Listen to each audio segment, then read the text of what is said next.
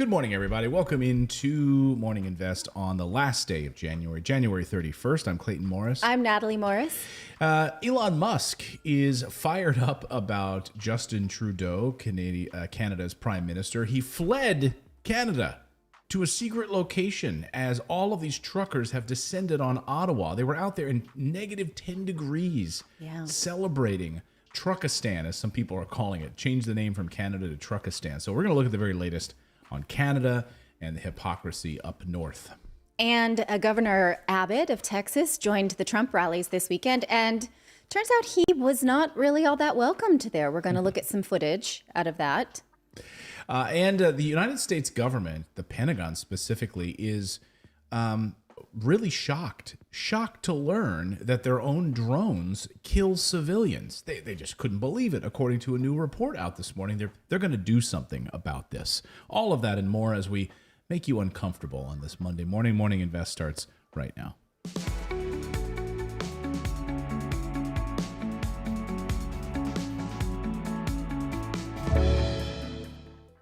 All right, we're in it, guys. Time for some news, time for your week. Welcome to your Monday. Remember that you can start your week off not just with this broadcast, but with the Morning Invest newsletter. If you go to morninginvest.com, subscribe. It's free. Tell your friends. Hopefully you get educated and entertained at the same time.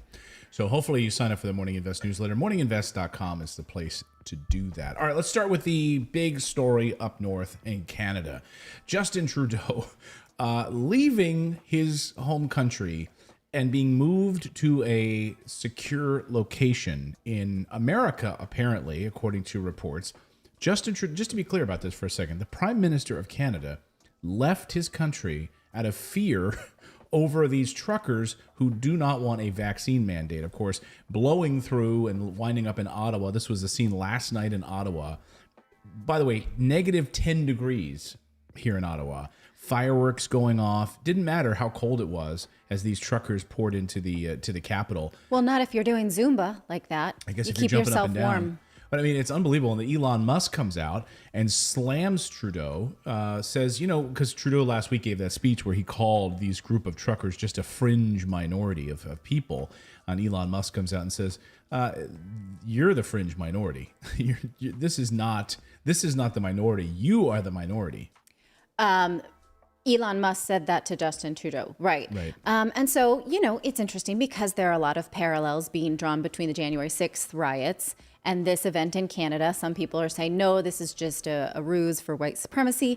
But at the same time, I think people who want to discredit the intention, right? And a lot of these are vaccinated people who are standing against vaccine mandates, specifically for truckers in Canada. And Justin Trudeau did not actually address their concerns or meet with them, and instead was carted off territory under concerns. They say that it would have become an unsafe environment. Recall how we felt when the news reports were that President Trump was moved to some secure location during the January 6th riots, right? So, even though Justin Trudeau is a bit of a media darling, we have to give him the same consideration here for refusing to address these concerns head on and rather calling it a fringe minority. That is very insulting. Well, what I find unfortunate is the fact that the U.S. just had one of these as well at the Capitol, and nobody covered it. We just had Evangeline Lilly did. Yeah, she was like the only one. Maybe the only reason we even talked about it is because Evangeline Lilly was there. Right. And there were a lot of people there on both sides of the aisle, and a lot of them vaxxed, and it was about the same thing. It's about the mandates. This is happening all over the world, and they only choose to cover this story because they can put a white supremacy spin on it. Yeah, you can call it fascism. You can call it white supremacy. I like this tweet about that very subject. Because I was like, how is this... Okay, how is this white supremacist? I don't understand that part of it. Well, look at all the white trucks, obviously. Oh, it's the white trucks. Well, here's a political cartoon that was just published, right? So this is Canada supply chain. It's fascism. It's fascism, right? And so I love this. Liv says, if you've ever wondered what propaganda in 2022 looks like, this is it. A Washington Post cartoon about the Canadian truckers protesting for their right to make decisions about their own health. And yet this cartoonist labels them fascists.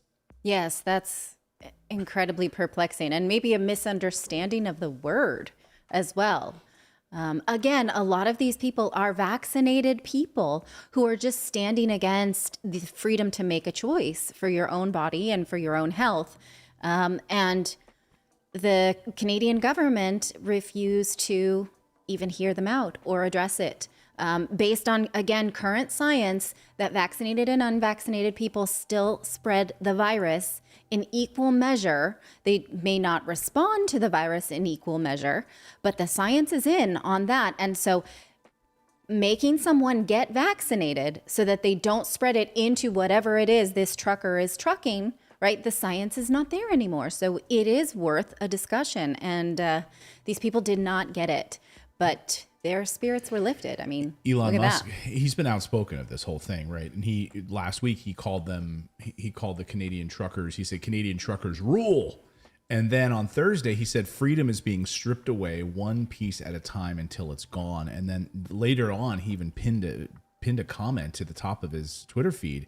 And look, you have to think about this for a second too, in the context of the publicly traded companies that he's at the helm of, right? Yes.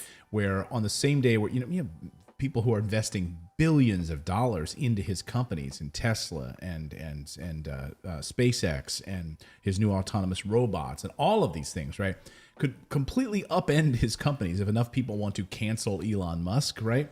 So he comes out and says, look, if you scare enough people enough, they will demand removal of freedom. This is the path to tyranny. And saying that these people are standing up for their rights. He has said he believes in the vaccine. He says the science around the vaccine is unequivocal. Just in general vaccines, those are his words, unequivocal. But he said, I'm vaccinated, meaning Elon Musk is vaccinated. But he said, when you demand that people mandate that they get a vaccine, that's a bridge too far. That's a well, and look at how they've labeled the people that are educating themselves and are trying to keep control of their health. I mean, people aren't doing this to people who, don't want to get abortions or whatever. Like it's kind of the same thing. It's like my body, my choice kind of thing. And they stand up for that on one thing, but on this, they're not. And the thing is, like, the science is out, the data is out. There's no reason to be against it. But if you look at the media, you look at the president, you look at the administration and how they just talk really, really negative about people who are unvaccinated. They're either Trump supporters, white supremacists, anti-vaxxers. Like, they've got all of these different ways to describe them that just is not true. They're just people who are educated differently. And you wonder why Elon Musk is alienated from, say, the electric vehicle initiatives inside the United States. He's another Hermione Granger. Right. Washington doesn't even invite him to the White House. That, or the fact that any protection under any of the stimulus bills would not have, or the Build Back Better bill would not have applied to Tesla because they're not unionized, right? Those kind of things where Tesla is usually written out of legislation or just ignored altogether when it is the company that pioneered the electric vehicle in modern history. In fact, this weekend, Elon Musk tweeted or a change.org petition, rather, saying that we want you, POTUS, to acknowledge Tesla for its hard work in electric vehicles as a possibility for all Americans, meaning, like, acknowledge Tesla when you're doing these press appearances talking about electric vehicles. And Elon Musk retweeted this and said, for reasons unknown, @POTUS is unable to say the word Tesla. Well, why, right? Why are politicians not wanting to fall in lockstep with CEOs like Elon Musk? It's because politicians like businesses that they can control. And Elon Musk is a bit of a wild card. Yeah, to say the least. I mean, just look at his press conference on the earnings call last week. If you listen to it, he doesn't play like the Wall Street line. Like all these Wall Street players would have loved for him to come out and talk about Tesla and how well they're dominating the EV space. And instead, he went off on some tangent about autonomous vehicles, robots, AI, and everyone's like, no, just talk about Tesla. We don't want you to talk about all these other things. Yes. He's like, they don't want somebody. AI can probably solve cancer, and he's 5 years ahead where other people are. But no, don't just play nice, Elon. Just play nice. They just don't want somebody talking that they can't control. Like that he doesn't push the establishment line, and they don't like that. Yes. I mean, he made headlines just a few weeks ago when he was in a Wall Street Journal or New York Times, was it Wall Street Journal conference, where he said, I think it'd be best if Build Back Better does not pass. And people listen. And that is not someone that politicians can control. So we must pretend they don't exist. But we will gladly collect taxes and, applaud Tesla for providing American jobs, right? It's not right.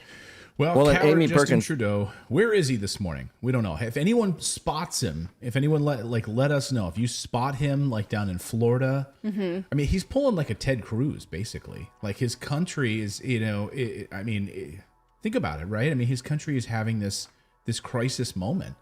And He's what do you probably want just from a running leader? around wearing a red hat and striped sweater with glasses, like Like fine Where's Waldo? Traldo.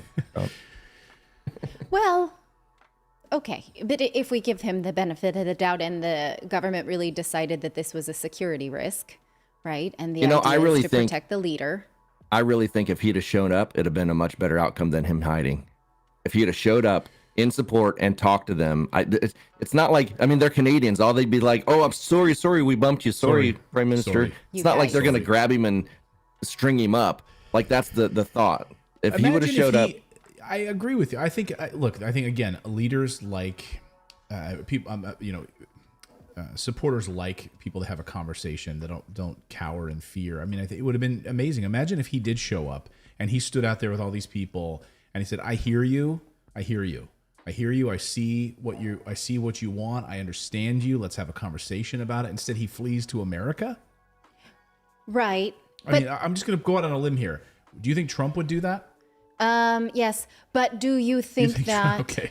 Sure. All right, Yeah. I'm just asking. I mean, I'm not, Are we using Trump as our bellwether of what should happen? I don't know. Or Biden. What about Biden? Would Obama have done the same thing? Well, it begs the question, is there no secure place in Canada for him? Like America has all the bunkers because that's our thing. And He's hiding at a Tim Hortons. there's no, I don't know. But, again, if national security says this is a security risk for our leader, who are we to say otherwise? Yeah. I think you can be the leader to say, no, I'm not going to be carted away into some bunker somewhere. I'm not going to America right now. I am the prime minister. No.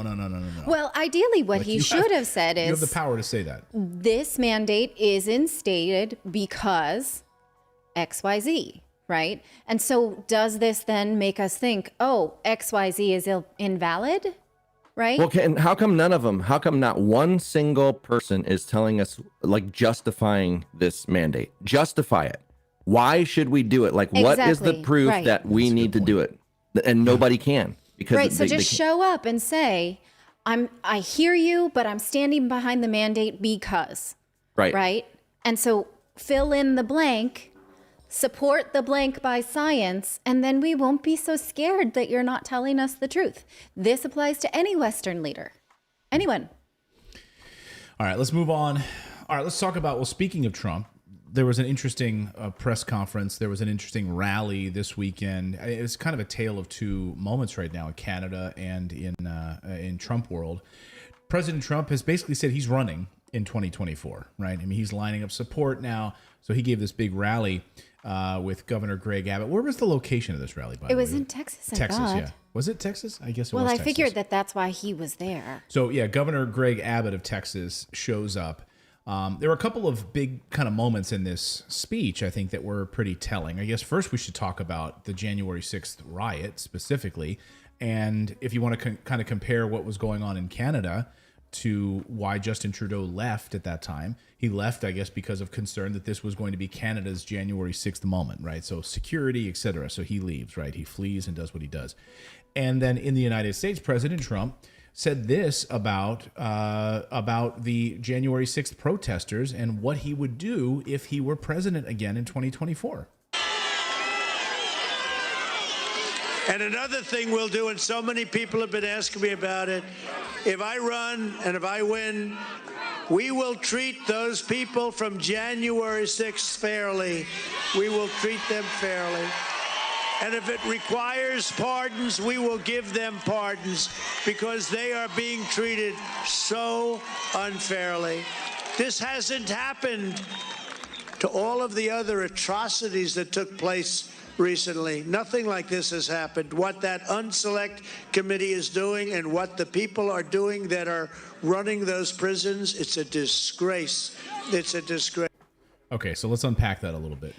First of all, it's the select committee. I don't know if he was just being funny there, the unselect committee, but the select committee on January 6th. And so going after these people specifically, yes, it's like one of the largest manhunts in American history, looking for these hundreds of people that went into the Capitol specifically. Okay, so he might be right on that front. But, last week, of course, we now know, like on the Proud Boys guys, the guys that were arrested, and they had gone to the local hotel with a huge barrage of weapons, like huge stores of weapons. Yes. They carted in like baskets of weapons, like as a fallback, like ready to use these weapons in order to do whatever they were going to do. And it had been organized. Like we know from this Proud Boys thing that they had been organized for weeks ahead of time. So that specifically, like you're just going to like take the random guy that gets caught up in the melee and now is like going to be in prison for 15 years or something. Compare that to like what's going on with the Proud Boys. You can't just generalize about everyone who was there that day. Okay, but my response to that is, we're going to start talking about who gets treated fairly in a court of law. Then I think we start with race, not necessarily January 6th, if that's where we're going. Wouldn't you say? Like this is class, race. Yes. Okay. I mean, if I don't think this is where you start. And I think, I read the book Where Law Ends by Andrew Weissman, who was one of the lead investigators on the Mueller report. And one of the things they were specifically looking at was, did Trump dangle pardons in front of people and use that unfairly, right? Or illegally, right? To dangle pardons to discourage participation from. So the pardon is not supposed to be something you use as a bribe or to your own political advantage. And he's doing it again. And I feel like this is very gray area to say, I would do this or then even do it. I mean, he could say he could do it, right? Obviously, because on the campaign trail, they all say they'll pardon so-and-so who's popular to be pardoned but at the same time, I just feel very uncomfortable with the idea of this for that. I don't think it's right. And I think he should know better because he was investigated for his use of pardons. So this is the kind of thing, like, if there's an argument to be made that he was trying to overthrow the Biden presidency, and he is actually now using pardons to that same end. Right. Like I'm very unclear if this is even allowed. And it seems like he doesn't care. Like he always gets in he does this to like, it's a media, he knows he's going to make media headlines with this. And that's exactly what he did. And look, yes. So does that mean you do not care about the rule of law? Like if someone did break the law, broke in, stole stuff from members of Congress, punched a police officer, shouldn't we go through a court process and like find out what the heck happened here? Yeah. Right? They get a slap on the wrist. Maybe they have to serve community service or whatever it ends up being. And then like, hey, the Proud Boys guys that had cartons of weapons. Yeah. And they were planning for weeks and they had this whole organized thing going on. Maybe a different bucket than the person who gets swept up in this. But I agree with you, this idea that you're going to use this now as a cudgel. Like this is the thing, you're going to use the pardons. You're also going to you're going to have Mike Pence try to go in and try to, not certify the election results and fight. Yes. So yeah, it's I don't think it would. I just think it's not a real campaign promise. It's just I don't know. I do think he would try, but I don't think any of us as voters should put it on our list of reasons to vote for Trump is what I'm saying. Okay. Maybe you want to. No, I mean, but if you're keeping a list. Let me play devil's advocate here. If he said, hey, you know what? For some reason, Edward Snowden, I should have pardoned him when I had the chance. And I didn't, I don't know why. I had something going on that night. I couldn't do it. I had a dinner party and I couldn't get to it. Yeah. Julian Assange. Like I couldn't get to it. I couldn't do it. I had something going on that night. Elect me in 2024 because I am going to pardon Julian Assange. I'm going to pardon Ed Snowden. Would that be something that, I mean, for a lot of people that would say, Yeah, you absolutely. I'll get on board just for that alone to stand up for journalism, for journalistic freedoms and freedom of speech. Sure. I would. Yeah.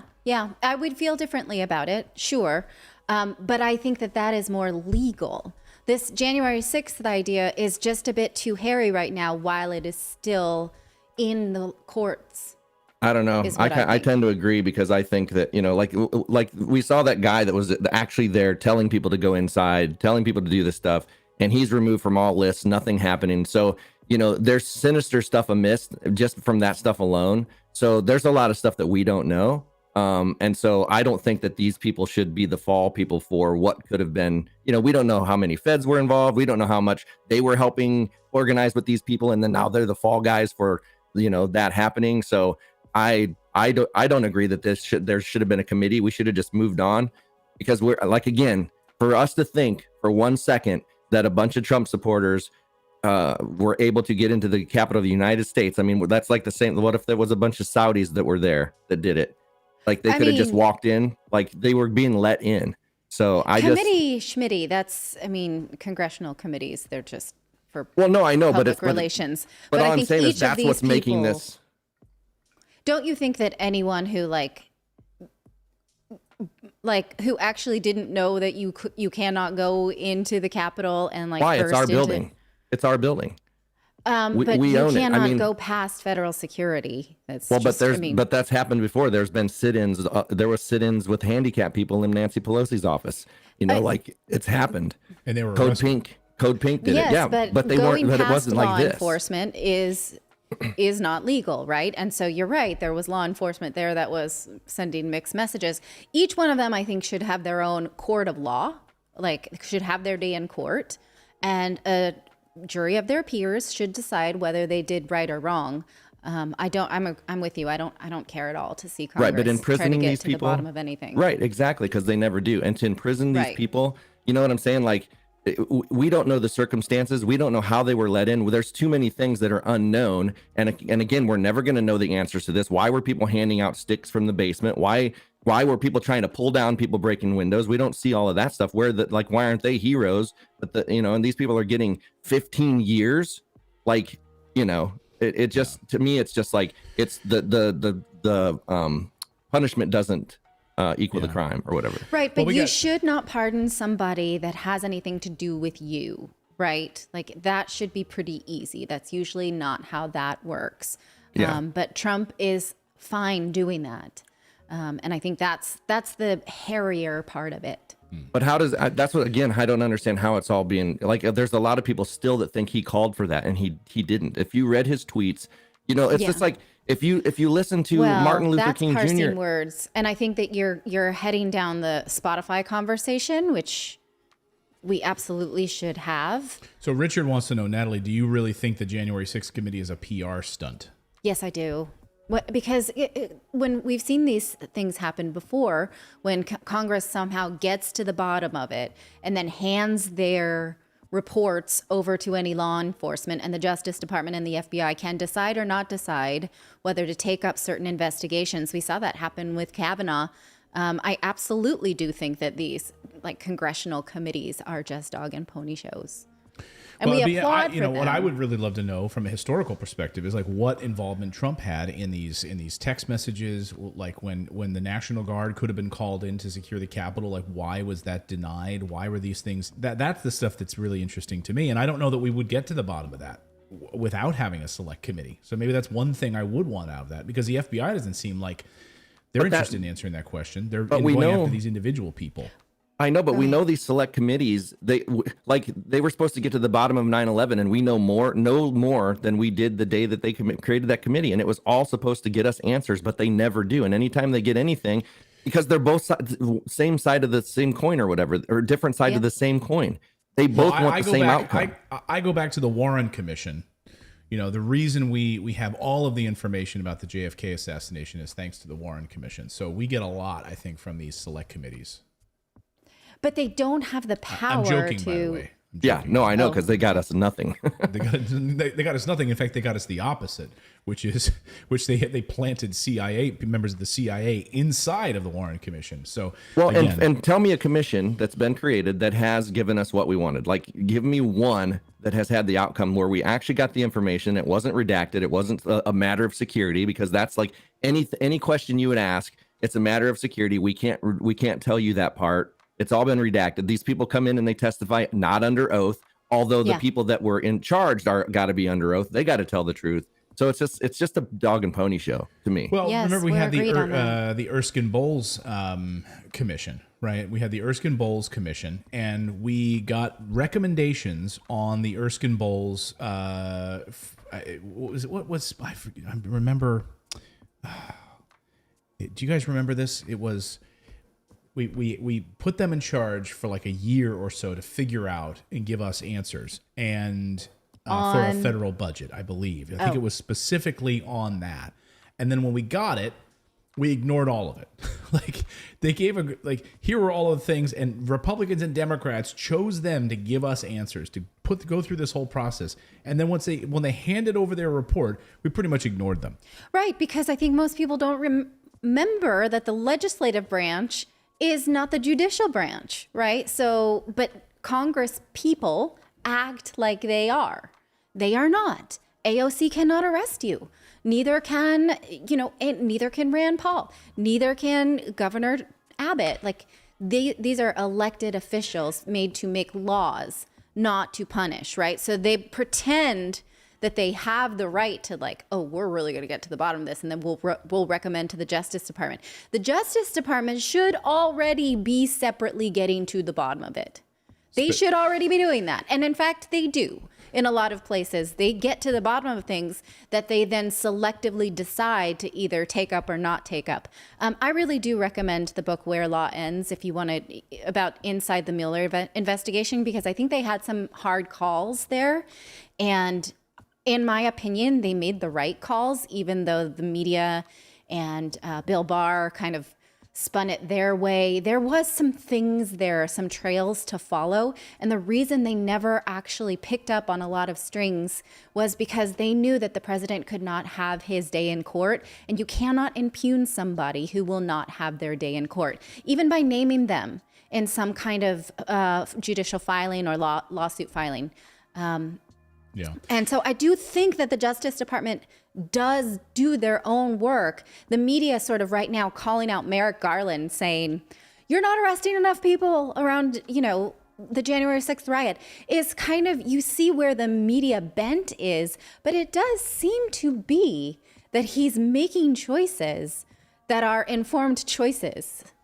So Erskine Bowles and Alan Simpson. It was the Simpson Bowles Commission under President Obama, of course, famously, and it was on fiscal responsibility and reform, and they on budget deficit reduction, et cetera. So then it was Republican, Democrat. They came back with this commission report, and basically Democrats and Republicans basically ignored it. So that's what we get for these commissions. But hey, there was also more news out of this Trump rally, including Governor Greg Abbott, who was there from Texas. He was announced, and quite a lot of booing went on. Here is the announcement of Governor Greg Abbott to this crowd of MAGA supporters. And please welcome the governor of the great state of Texas.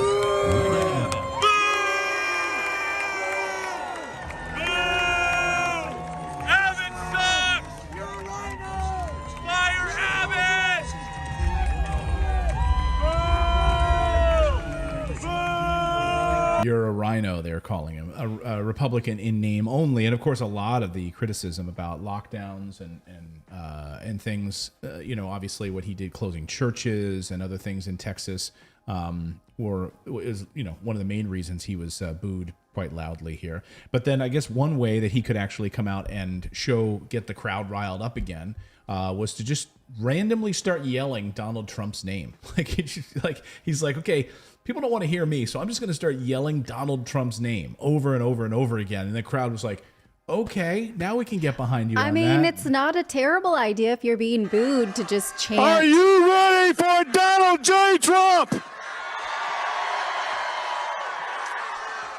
Donald J. Trump is ready for you. Donald J. Trump loves the great state of Texas. And Texas barbecue. Texans love President Donald J. Trump.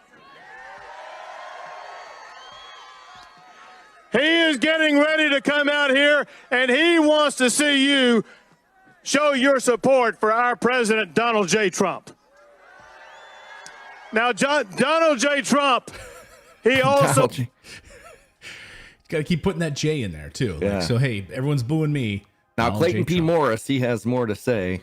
Clayton P. Morris. So they don't like him. Why? Some say it's because he closed down churches during the pandemic. I don't think it has to do with his controversial abortion ban law.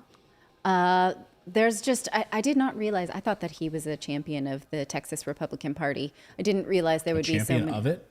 Yeah. Because a lot of he's people not a champion support of his, I thought he's one of their champions. Oh, one of Well, and that was okay. That was a video from a phone in a small section. So, that could have been just a small section. It didn't necessarily mean it was like the whole stadium. Right. true. Yeah. I mean, he has done what they asked when it comes to voting rights legislation, when it comes to abortion laws. He's a pioneer now in anti-abortion legislation. So is it just they don't like the churches, like that there was some churches shut down during COVID? I don't know. Is this surprising to you? Because I did think that Republicans very much like Governor Greg Abbott, although he is facing re-election, and they're saying now, well, this may not be a shoo-in. Snarky for Life says, "Oh, makes me feel sick that people still refer to Trump as the president."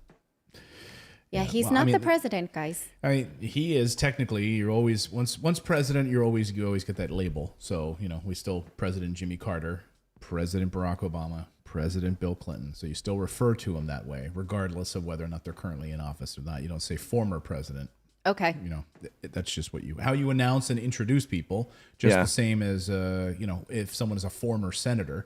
Yeah. You say senator, you still refer to them as senator or Mr. Speaker, the Speaker of the House, Newt Gingrich. I've interviewed hundreds of times, and every time I interviewed him, he wasn't Speaker anymore. You'd say Mr. Speaker. Yeah. People still call me Captain. So Right, Captain Obvious. yeah. So yeah, there we go. I mean, it'll be interesting to see. They were excited though about President Trump coming out to speak. And there, who else were they excited about yesterday at this rally? They were excited about Donald Trump Jr. They were excited about him. That's Donald good. Trump Jr. Yeah. Nice. Yeah. So they were excited about Colonel Allen West, who's running against Abbott, it looks like. So Allen West could be the he's probably in greater favor with Trump supporters than I feel like the Greg Trumps and Clintons should buy Epstein Island and move there and just go away out of the public eye.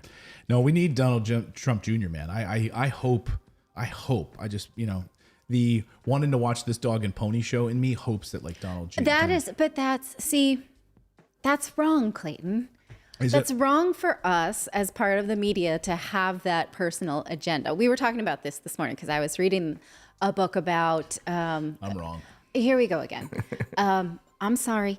I apologize in advance. I am unlikable. But I was reading a book called Scaffolding Parenting. It is a parenting book that talked about how when you seek out things that feed into your conviction bias, you get a dopamine hit that is like pleasurable, right? So those of us who are like looking for news that reinforces our worldview, we get literally addicted to it, and the news media plays on that in order to get you addicted. So Clayton and I were having this discussion because we're like, we could play into that too to get more viewers, but that's wrong.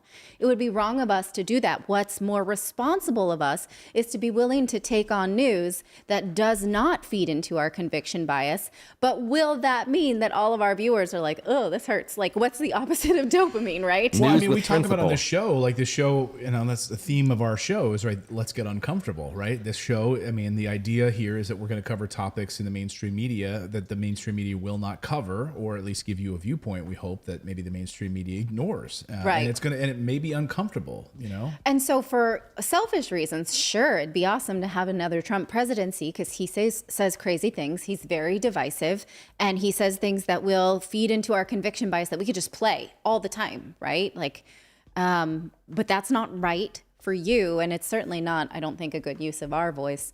But it's interesting then to think about what you're reading online or what you're watching or what you think when you're like, ooh, that I already thought that. Let me click it, right? And then you're like, this Well, what about this? hit. Maybe this would unite America. Ted Cruz is interested in running for president of the United States. So that's the big question. Can he? No, notice he wasn't there at this big Trump rally. We already saw that he can't. Like, we saw him get destroyed by Trump. He got, that's the thing. He got destroyed by Trump, and Trump called his wife ugly. I mean, and then he, like, such a sycophant, like, supports him afterwards. Well, didn't he say something about his dad and this, like, the Kennedy thing or something? Like, he said, I guess it was involved in the Kennedy assassination, the whole thing. Yeah, like, I mean, we would have him on the air interviewing Ted Cruz, and he would just slam President Trump for his lies and his mendacity, and then he comes around and, like, supports him like a little sycophant kissing his feet, Yeah. So I mean, we'll take it, right? Because we'll have to then parse out what these major politicians say. Yeah. But in reference to what you were saying, Natalie, about, not wanting, like, not saying things like that. But the thing is, we're only ever given two choices anyway. So it's like, you might as well have a good battle, because it's not like we're going to get anybody anyway that's for the people. Like, for me personally, I vote with principle. I don't vote against somebody. I vote for somebody, and I have not had anybody that I could vote for that's been in a position. So I just don't vote, Yeah. And not I even feel in like American Idol. No, not even an American Idol. Like, Yeah, I never voted in that, even though I always called the winner. But, yeah. Hope Platt in the chat says, Natalie, you are not unlikable. You are honest. I respect that in a person. Keep doing what you do. You should spend some time one-on-one with me. Hope, you want to go on a weekend trip with her. Tell me if you say the same thing. No, I love my wife. Stop it. Thank you, honey. Thanks. All right. You want to tell us about our show sponsor? Then we're going to talk about Joe Rogan, man, because, this thing has metastasized. We're going to talk about Joe Rogan and a quote, how the mainstream media is sort of spinning this as an apology. We'll talk about that, plus these drone strikes that continue to kill civilians. The Pentagon is going to chime in on that, and we've got a lot more to tell us to All right. talk about. But first, we're going to tell you about Scoremaster, because we have often covered the fact that the Federal Reserve is about to raise interest rates, but they have not, which means interest rates are still low. Now is still a very good time to think about refinancing any debt product that you have or qualifying for a new one. What do we mean when we say debt product? We mean home loan, car loan, whatever else loan that you want. Now is the time. Scoremaster would like you to consider the 3-week rule. Now, we have a little bit more than 3 weeks until interest rates go up, so do it now. The 3-week rule is you wait 3 weeks to buy a new car, to get a new mortgage, 3 weeks for any major purchase, because in that 3 weeks, Scoremaster can be taking your credit from average to awesome. The average user added 61 points to their credit score. 61 points is often the difference between whatever words the credit bureau uses, like good or very good or excellent. You can go from very good to excellent and save tens of thousands on everything that we finance. Scoremaster technology was developed by credit data scientists to boost your credit score higher and faster than you thought possible. It's easy, and it only takes a minute to sign up, and you don't have to wait months to get your best credit score. So try Scoremaster for free and see how many points you can add. Go to scoremaster.com/invest. That's scoremaster.com/invest. We thank them so much, and make sure you optimize your credit score right now. Scoremaster.com/invest.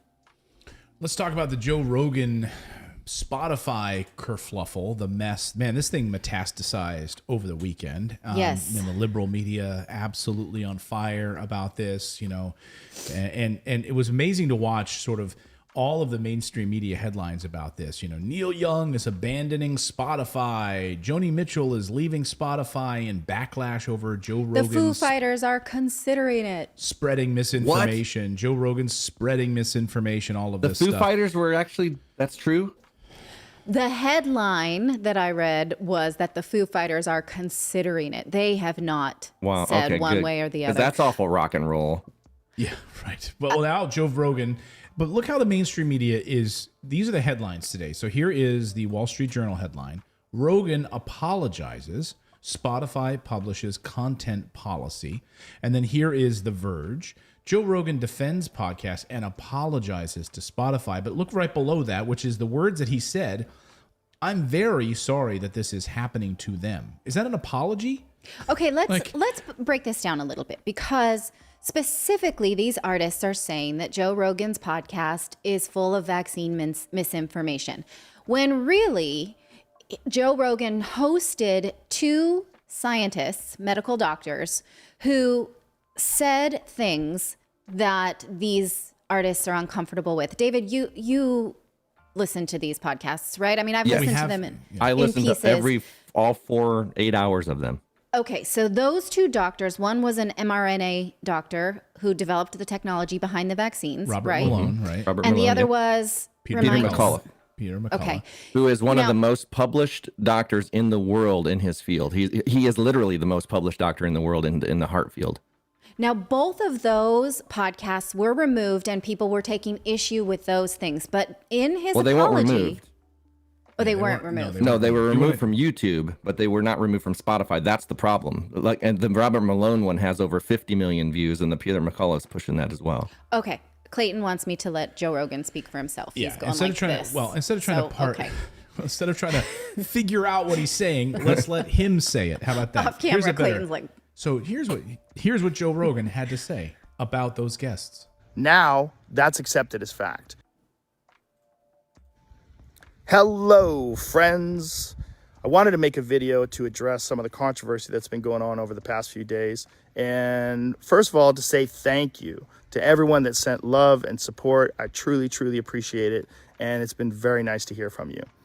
I wanted to make this video, first of all, because I think there's a lot of people that have a distorted perception of what I do, maybe based on sound bites or based on headlines of articles that are disparaging. The podcast has been accused of spreading dangerous misinformation, specifically about 2 episodes, a little bit about some other ones, but specifically about 2. One with Dr. Peter McCullough and one with Dr. Robert Malone. Dr. Peter McCullough is a cardiologist, and he is the most published physician in his field in history. Dr. Robert Malone owns 9 patents on the creation of mRNA vaccine technology and is at least partially responsible for the creation of the technology that led to mRNA vaccines. Both these people are very highly credentialed, very intelligent, very accomplished people, and they have an opinion that's different from the mainstream narrative. I wanted to hear what their opinion is. I had them on, and because of that, those episodes in particular, those episodes were labeled as being dangerous. They had dangerous misinformation in them. The problem I have with the term misinformation, especially today, is that many of the things that we thought of as misinformation just a short while ago are now accepted as fact. Like, for instance, 8 months ago, if you said, if you get vaccinated, you can still catch COVID and you can still spread COVID, you would be removed from social media. They would ban you from certain platforms. That's absolutely the case. I mean, that's what happened to us. Remember, our show got removed from YouTube, blocked, because we were reporting things that later the CDC confirmed. Like now, Yes. and actually even at the time, we were citing data that the CDC had already talked about, but it didn't matter anyway. Social media went after him. So you had Neil Young, you had Joni Mitchell, you had all these other people saying, they're spreading lies on Spotify. Upwards of $1 billion has already been lost, according to Seeking Alpha. Spotify is lost about $1 billion in advertising revenue. But that's if you look at Netflix is down, Disney, like all the streaming services are down like 20% right now. Like that's something that somebody else pointed out, that this was already on a downward thing. Yes, and it's earnings week, and a lot of, and the market is down. You are absolutely right. I think Spotify does not want this. Delete Spotify hashtag. Yes. Well, and like other people are pointing out, it would take a while for that, for what just happened. It would take a little while for that to show up in the numbers anyway. It's not instant. Well, yeah. But what is instant is what is quantified as goodwill, right? And goodwill is something that you quantify into the algorithm when you evaluate your company. And the company has lost a little of that in terms of face, because of some people feel like, oh, well, I'm very principled, so I will delete Spotify. right? Because I don't like anyone who disseminates vaccine misinformation, which, again, if you listen to Joe Rogan, which I haven't listened to all 8 hours of them like David has, but I've at least listened to enough to know that he is listening to doctors that people don't want to listen to. And he further hosts doctors who are a counterpoint to those doctors, right? He said artists now are saying that they won't be on this platform as long as I'm here. What he said was, I'm very sorry that they feel that way. I don't want that. He did not say, I'm sorry for hosting these people's science, right? And I think that that's dangerous to say, to leave that out and put that in your media headline. He further says, my pledge to you is that I will do my best to balance out these more controversial viewpoints with other people's perspectives. So maybe we all find a better point of view. I mean, I'm not the biggest Joe Rogan fan. I don't listen to him very consistently, but I think that that's an exceedingly reasonable thing to say. And if you just like hop on the bandwagon of like, oh, it's, you know, bad science, it's vaccine misinformation, let's cancel this guy, you're missing the opportunity to educate yourself. And you're being anti-science, because science is the way that science works is, let's just do it as the left and right. Okay. The left has an opinion. The right has the left has data. The right has data. You take both sides of the data, you have a conversation and you work it out and you find the middle, which is where the truth lies. And you have to get there through conversation. And the only way you're going to, you have to listen to opposing opinions and opposing views, because that's how you get to the truth. That's the stuff that makes you uncomfortable that we're talking about on this channel all the time, is listening to that uncomfortable stuff and find it. But the thing is, people make it like these experts, like these doctors who have been helping patients from the beginning of the pandemic, like they were just like, you know what, my oath, I don't care about my patients. I'm going to do all of this stuff, this prevention that keeps them from dying and everything, because I hate being a doctor. You know, screw these people. And it's like, people don't know that these guys are actually in the field helping patients, and they care about their patients. And so, and they're very credible people, yet people are listening to like Sanjay Gupta and Dr. Fauci, who've not seen a single COVID patient. And they've like literally, Fauci blocked conversation from 3 well-known scientists that and actually did a smear campaign on them for what was that file that they wrote, Clayton, the Barrington documents? That came out in a congressional hearing just last week. We covered it. But beyond whatever the science is, right, should artists then influence content, right? What if someone like Taylor Swift decides that she's a vegan and she wants no podcasts that are paleo, right? Diet. Right. That this is now the precedence that we're setting, and it's dangerous to say that an artist can decide what spoken word is based on. And so Spotify specifically published an explanation of their decision, and they said the position is that we do not want to be content censors, while we also want to make sure there are rules in place and consequences for those who violate them. So now it will use a COVID content advisory. How that works, I'm not sure. I think it's fair. And even Joe Rogan says, sure, I'm for that. Do that, right? Well, even someone in the chat said, this is maybe a sidebar issue, but like Gio says, by the way, I unsubscribed from this show because Clayton was getting too off the wall, too progressive. So, I mean, this is like the cancel. Like, I unsubscribed because maybe I didn't agree that, you know, okay, yes, I care about people. So I care about healthcare. I care about, you know, not having our kids get shot in schools and things like that. If that's too much for you, I apologize. Okay, don't deride. Okay, I am going to deride, because that's exactly what we're talking about here. It's this cancel culture. I couldn't handle his viewpoints because it didn't align with mine. So I unsubscribed. Maybe it's just that you're the unlikable person. Maybe I'm unlikable. And now Natalie's the likable one, and she's so far right that she made you happy and you're back. It's I'm not far right. This is the crazy culture that we're in right now. Like, so you're listening to Joe Rogan, and there's one episode that really maybe pushes your buttons. I'm unsubscribing. Why do you have to call out Joe? He further says Natalie has common sense, so he came back. I know. So, Joe, please stay. I had to call his out because of that comment specifically. But this is what we're talking about. This is cancel culture. So this to point exactly about what you're saying here. It's like, so Taylor Swift, by the way, nothing against Taylor Swift. She didn't say this. We're just using this as an example. No, we love her. We talked about that last week. But we can't just have conversations anymore. We can't have I'm progressive. Yes, shoot me. I'm progressive. I care. I want people to not be walked on by this government. I want. I people think to be you're taken being care very of. reductive about your what you think in life, and I'm a little hot under the collar but right now. plenty of people can say I don't like hearing Just that, when and I it's hear okay. this crap, when I hear these people that are saying, we're gonna pull our advertising because Joe Rogan had a cardiologist on his show, and he's sitting there listening. And here's the thing that pisses me off more than anything is that most of these a-holes don't ever listen to the episode. They didn't sit there and listen to all 3 hours of it. They have no idea what the F they're talking about. They read a damn headline, which is what Joe Rogan is kind of talking about here. They read a headline on some liberal blog or some crappy liberal website like New York Times or some other place, and they made a decision. Yes. They didn't listen to the interview. They didn't hear what was said. It's not Joe Rogan propagating this information. He's having a forum. Yes. A discussion. And shouldn't we all be open to that? A forum, a discussion, a town hall about these issues? Is that not exactly what the left and right are supposed to be? Like the Congress, they're supposed to work together to help us? No, not anymore.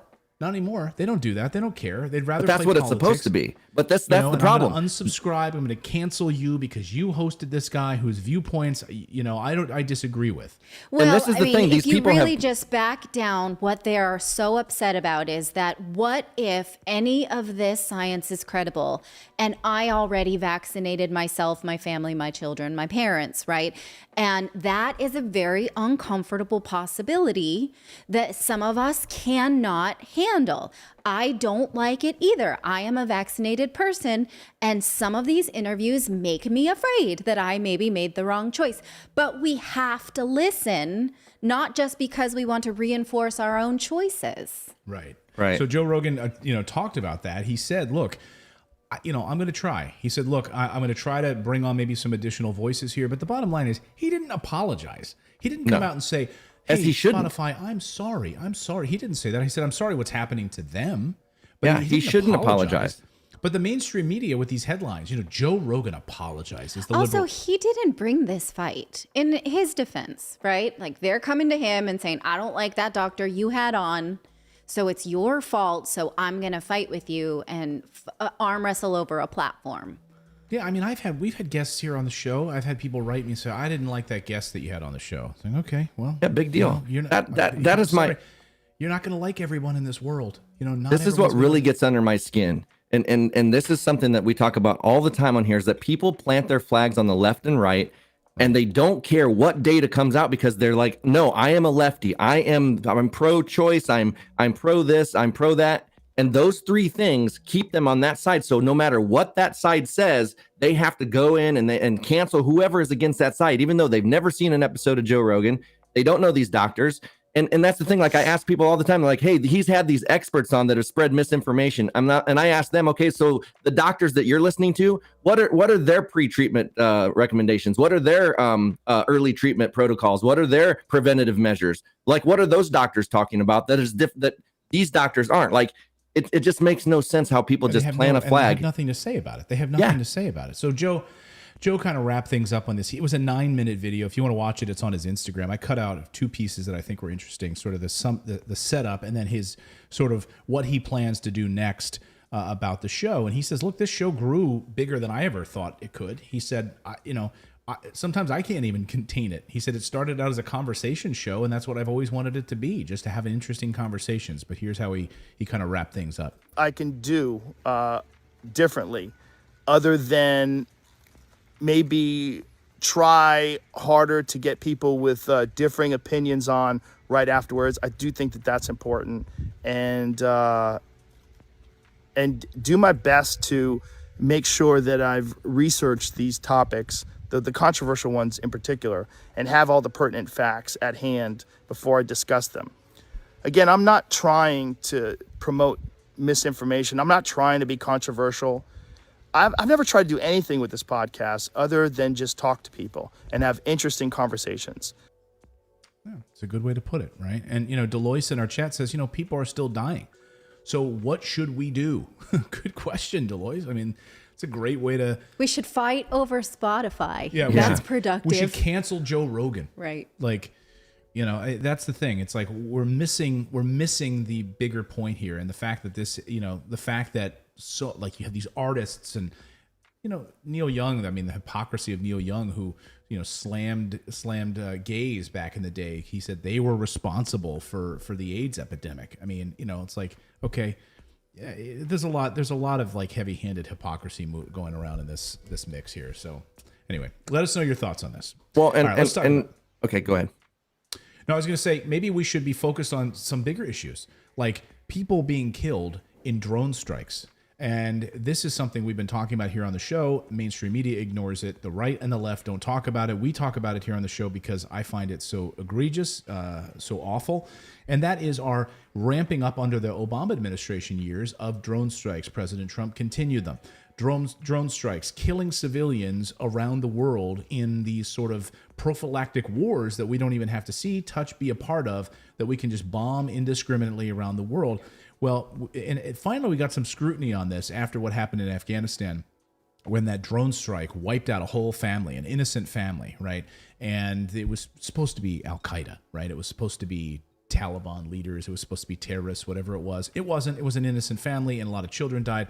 Well, now the Pentagon is pretending like, oh my gosh, this new report that we have about civilian drone strikes is jaw-dropping. We didn't know.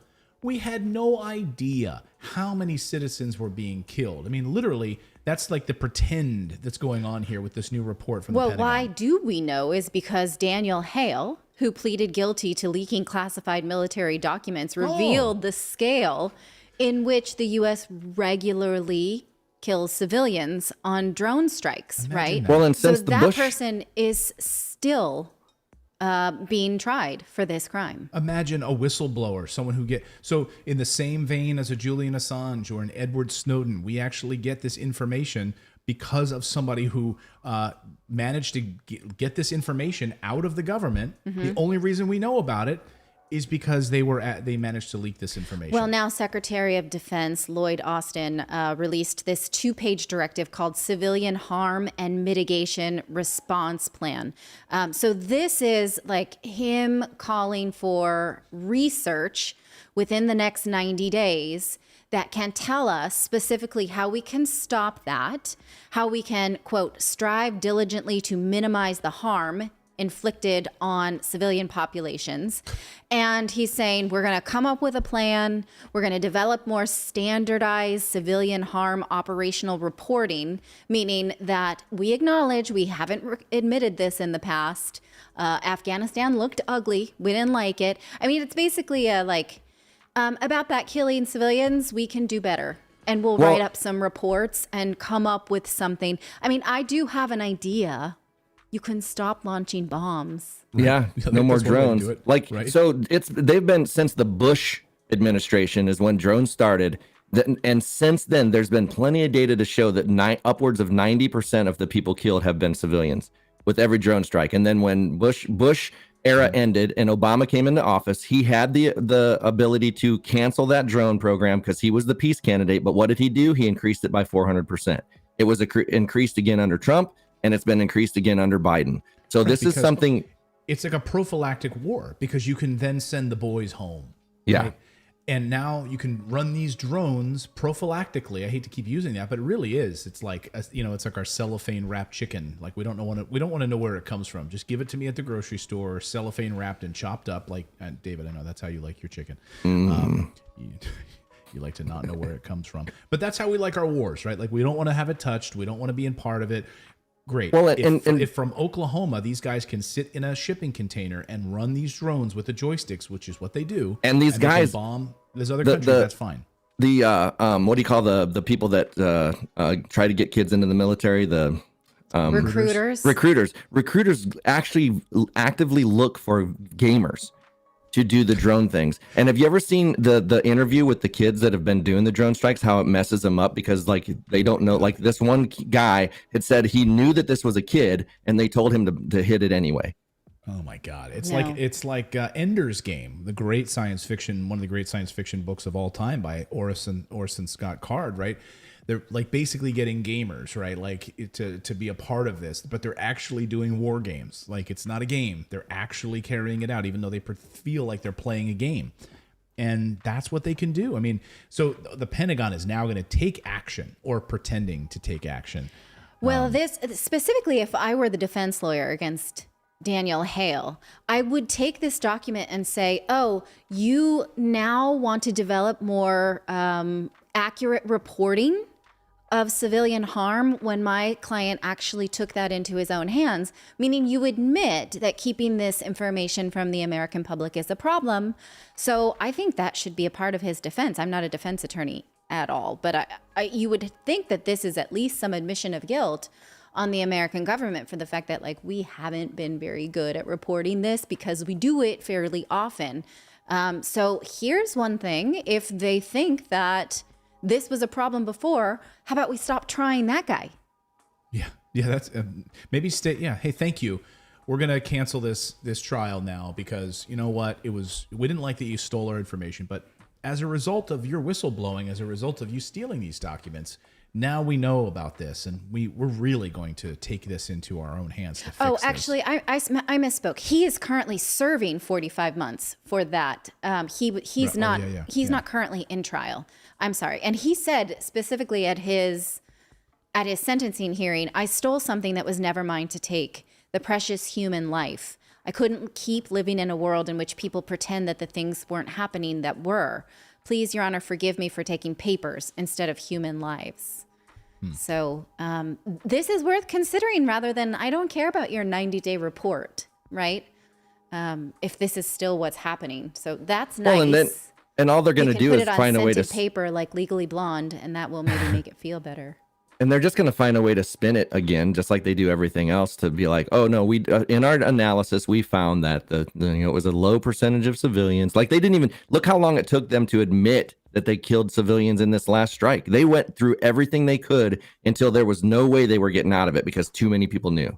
Yeah, because the journalists specifically found out. Like, oh, wait a second, you're lying. Right. I mean, even this job, the Secretary of Defense, used to be called the Secretary of War. That is still the job description. Right, we just changed even if it's the job title has changed. Remember when, who was it that said we should have a Secretary of Peace, and he was laughed off the stage? Was it Ron Paul, actually? I don't remember which presidential candidate said we should have a peace department. It sounds like him, but... And he was laughed out of there. Like, totally agree. Peace department? You want to have peace? Oh. Yeah, and he was like mocked. The peace department and the war department should have a conversation. He was mocked all over conservative television, by the way. So there is no peace department. You want to make fun of... All right, your blood pressure is going up. I know, why don't you do our last show sponsor, and then we're going to do trending, and we'll try and bring it down, you guys. All right, Sim it down now. I want to tell you about how you can invest in using a self-directed IRA, and with our friends over at Alto IRA. Get more out of your IRA without using one of those archaic old dinosaur custodians that don't know how to work in the modern world with like crypto and investing in things with lightning speed. And that's how Alto IRA operates. Alto IRA lets you invest in things like Bitcoin. You can trade without all the tax headaches because it's a self-directed account, meaning you're not getting hit with your taxes when you make a transaction. If you invest outside of a self-directed retirement account, then guess what? It's a taxable event. So did you know the majority of people are investing in cryptocurrency through a taxable account when they could be using an IRA and avoiding or deferring the taxes? Want to truly diversify your retirement portfolio? Me too. I discovered an easy way to add Bitcoin and other crypto into an IRA using Alto's crypto IRA. They've partnered with Coinbase, so it makes it very, very easy right inside of your IRA. No commissions, no paperwork. You create your account in just minutes. It's very, very fast. If you have some investments outside of the stock market, most of us, don't want, but many professional investors do. Now there's an easy way to invest in them. So maybe it's art, like you want to buy some precious artwork. Maybe you want to buy real estate and have all of that grow tax-free, like the tenant rent inside of your self-directed account, tax-free. So with an Alto IRA account, you can invest in crypto, real estate, anything, and you can trade it without the tax headaches. No aspirin, no ibuprofen, no acetaminophen required. There's an easy way to put crypto into an IRA. It's a game changer. You can invest with as little as $10. I mean, no setup charges. So even if you've just got a little bit of money, you can open your account. Here's how you do it. You go to Crypto IRA. You can open an Alto Crypto IRA account with as little as $10. Just go to altoira.com/morning. You have to use that link on the screen there. That's altoira.com/morning. Start investing in cryptocurrency today. Go to altoira.com/morning. Get started with as little as $10. So people are saying in the chat that they believe that was Dennis Kucinich that said that. About the peace department, which would make sense. He was like the Democratic Ron Paul. Those guys work together like really well. But boy, did conservatives don't like that. I mean, conservatives, Republicans, they made fun of him. They mocked him, and they ripped him apart for that. That was mocked on like Fox News. That was mocked all over conservative media. I love the idea that peace, that's laughable. Conservatives have a problem with that. Aren't conservatives supposed to conserve? No, instead they want a small government. This would really shrink our government. Small government, big military. Military is not government, though. Right. They say that. They pretend to. Right. So currently trending online, this was not in my rundown, but I just happened to see it as I was looking across the wires, is that the civil report on Downing Street gatherings during the lockdowns. Boris Johnson. Yes. So specifically, the story was that Boris Johnson had held some parties while the rest of his country was in lockdown, and other civilians were punished by police fines and other kinds of punishment, but Boris Johnson wasn't. Now her report does admit that there are at least 12 events being investigated by the police, and that she could not say which events those were because she thinks the police is still actively investigating them. So it's interesting because if anyone else was punished for violating lockdowns and quarantines, then there should not be a different rule for leaders. 9 out of 10 voters say he should resign. So in the UK? Yeah, I think it's very, very likely he's done. I do not think he's going to resign. Really? No, I don't think he's going to do that. But if I am wrong, I don't know. I don't know what I'll do. We'll see here. It will not be the first time. Let's play. You want to place your bets? I'm going to place in America. He'd survive. He'd be fine. Nancy Pelosi insider trading. In America, he'd be fine. In England, no. Apparently, a vote of no confidence, new government. I think it's very, very likely that he's done. So I'm going to say he is done, and you say he's not. I just don't think he's going to voluntarily step down. I don't think it's voluntary at this point. I think he's going to be pushed out. Even his own party is pushing him out. So it was a work event, Clayton. It's a work event. And should everybody be punished for who showed up, who knew better? I don't know. I say yes. Yeah. But I like punishing people. If there was a look at all the Capitol people, they're all being punished for showing up. Yeah. So. All right. Let's talk about other things that are trending right now on the internet. Tom Brady is trending because the NFL quarterback is retiring after 22 seasons and 7 Super Bowl victories. Fans are taking to social media to blame Giselle. They say that she's making him quit. She got her way. Giselle's breaking our hearts. She's breaking our hearts. Come on, guys. Oh, man. Maybe she's over it. I don't know. No, I know because, look, he has said, she gave up her career so that he could continue to play And, now maybe it's time for him to say, hey, all right, now it's your turn again. Oh, you're going to wipe some butts and stuff? Okay, cool. You're going to take care of the kids? Mm-hmm. That's fine. And let's see her then go back to work if she wants to. Right. I support her career. I like her very much. Rams are trending because they're going to the Super Bowl after defeating my San Francisco Giants or 49ers. San Francisco 49ers. She's sorry. a big fan. Wrong team for the NFC title. And they will face off against the Cincinnati Bengals. I really wanted to avoid this because we recorded the game. We didn't watch it yet, but I was unable because we do a news show. So I really wanted a repeat of the Bengals 49ers Super Bowl, and I didn't get it. I was hoping for that too. Bengals 49ers 1988, Joe Montana, The Drive. But we're not going to get that. So maybe this will be the Bengals' first Super Bowl victory, though. Yeah. Oh, well. I was hoping for the rebirth of that 49ers song that they used to play in the Bay Area. 49ers. I wanted the Icky Shuffle to come back. The Bengals Icky Shuffle. I don't know what that is. The 49ers song, though. Google it. Chesley Drist death is trending because the 30-year-old former Miss USA died on Sunday from an apparent suicide. Police say she jumped from her Manhattan apartment building. 29th floor. She lived on the 9th floor and jumped from the 29th floor. Yes. So it's very sad news, and people are Googling it to show their support for her family. Nadal is trending because the Spanish tennis player Rafael Nadal won his record-breaking 21st Grand Slam title at the Australian Open on Sunday. And again, he's wearing a lot of purple lately. This is his new color. I'm very perplexed by these like zip-ups with no collar. I guess that's the new style. I don't want to have a zipper like that close to my neck. Yeah, I don't know. I don't know about these fashion trends, but he's sponsored, and so let us know. Wait, what you think of that. where did he play that at? That was in Australia? In Australia. This was the Australian Open. Did he only win because the other guy was booted?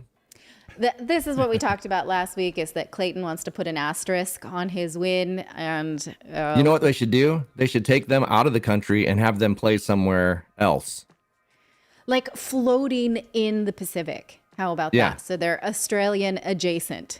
Yeah, like on an aircraft carrier. Yeah, but then he'd have the excuse, I lost because the boat was swaying back and forth. I mean, they're both playing on that turf, so yeah. I don't know. Okay. And hashtag Disney Dream Date is trending. This is a trend where users profess their ideal Disney character to go on a date with. I'm with this person. I really like this Latin lover character from Encanto, Tio Felix. So that's my vote. Feel free to put yours in the chat. Which one? Tio Felix. Felix Madrigal? Yeah. Okay. Well, okay, Felix. Tio Felix. I don't think his last name is Madrigal because he marries into the Madrigal. But my vote's Eric. Prince Eric? Yeah. Wait, do we pick? Oh, we have to pick a woman. Okay. We don't. Or you can pick whatever what? you want. No, you can pick whatever you want. Any. Oh, Disney. Oh, so I'm sorry. A date to go out with? Yes. Oh, Belle. Yeah? Belle from Beauty and the Beast, right? Beauty and the Beast, yeah. Belle. That's hands down. Yeah. Why do they call him Madrigal if they're the I'm going to go with family Cinderella Madrigal? because that woman can clean. Oh my gosh. That's Clayton, true. I'm canceling you for that.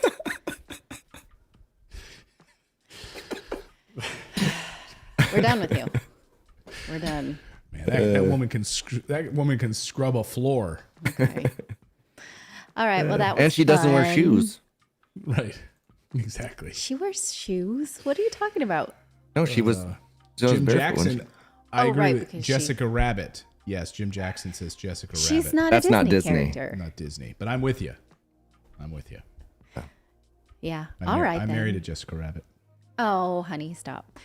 No, well, my mom used to call me that because my curves came in early and she had to keep upgrading my bras. So every time I'd come in and be like, Mommy, this doesn't fit, she'd be like, okay, Jessica Rabbit, we're going to go shopping again.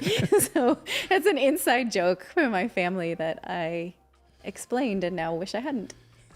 Well, nothing like Well, this is alienating some awkward. other people. Yeah. Well, anyway, any super chats today? I didn't see any. Yes, we got a couple here. Ruben Montoya, $5. I just want to know why the general charged the scientists for the bottled water. Don't look up movie comment I made on Friday. Because he was greedy, I would say. Did you guys see Don't Look Up yet? Oh, no, no. we haven't. Okay. No. Okay. Then you won't get this, but I yeah, read it's a whole funny. article last night about Adam McKay. Really interesting piece. The writer? Fair. Yeah. Yeah. About his breakup with Will Ferrell and, because they created Anchorman together and the whole thing. So really interesting piece about, anyway, I also wanted to see Vice, his movie that he made about Dick Cheney. That's a good movie. Man, Christian Bale, holy cow. Yeah. We did. We never saw it. We never watched it. Or maybe you did on a flight or something, but I never watched it. We never watched it together anyway. It's so good. Yeah, thought I we guess did. the brilliance of Adam McKay, from what I gather, is that he can do these like really great like send ups, very like subversive, so he can take on a subject like that and he does it in such a way that it's not preachy. You know, it's not. It's you know, it's not preachy. It's not holier than thou, all sanctimonious. He can do it in a very crafty way. So yeah, I liked his take on the Don't Look Up. I enjoyed that.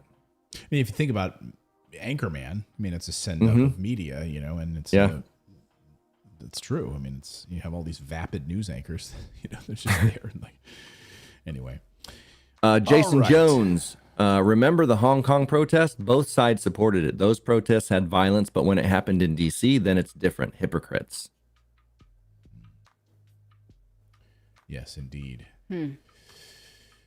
All right, that's all. Kate T says, "What about was Dumbo Disney? If so, I'd like to spend time with Dumbo." Yes, of course. That would Dumbo. make a nice date. Dumbo was Disney. Yeah, I would probably take Dumbo out for some peanuts. Yeah. Yeah. Can you choose Marvel characters since they are Disney? That'd be tough. I'd definitely go with The Wasp. Black Widow. Oh. Yeah, I'd hang out with Black Widow. What? Or the Wasp. I think I would go with Kate Beckinsale. She's not in a Marvel character. Well, she is in my head, so. Okay. She's got to be in Disney somewhere. Like she's had to be in a Disney. Does Disney own? She's had to have voiced something. Yeah. I'm sure. Yeah. I'm gonna go with Thor if those are options. That's an option. Fat Thor. Not fat. All Thor. right, that's going to do it for our show today. Thank you guys so much for joining us. I'm glad we got a little heated today. Kristen Swenson says Xena Warrior Princess. Yeah. There we go. Yeah. Captain Marvel. Yeah, we got a lot of good ones here. Definitely.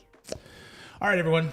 Much love to all of you. We'll see you back here tomorrow morning, 9 a.m. Eastern time. Same bat time, same bat channel. Have a good day, everyone.